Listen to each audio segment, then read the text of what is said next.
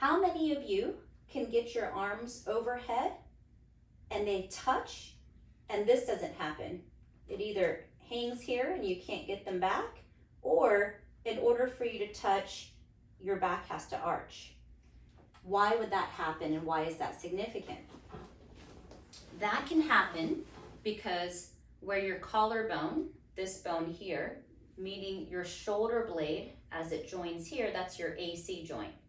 If you don't have full independent mobility of this bone and this shoulder blade doesn't move and glide at the right time when it should, as it joins at this joint here, it's going to bind up and you'll feel like you can't quite turn open and out, so you have trouble getting overhead. Now that requires a bit of hands-on. I would have to work on each independent area, restore the mechanics so that you can get this composite motion. Now, the other thing that I see a lot of people at the gym, they're constantly doing this now, they're trying to warm shoulders up and they're just not getting up there. And why is that?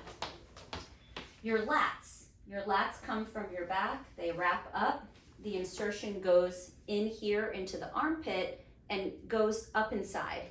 And what it does is it's a turn inner, it's an internal rotation and a depressor. And so what you may do when you're trying to do shoulder press or you're doing anything overhead is instead of being able to do it isolated at your shoulder, you do this and you think you're getting all your range. Guess what you're recruiting now? Your low back. So let's do a stretch for that. When you reach up, make sure you're hinging at your hips to fold. Don't let a collapse of your back happen. Hold your abs, hinge, feel the stretch, turn. Then you can lengthen out your lats appropriately. Then you know when you recheck, can you do this motion without arching?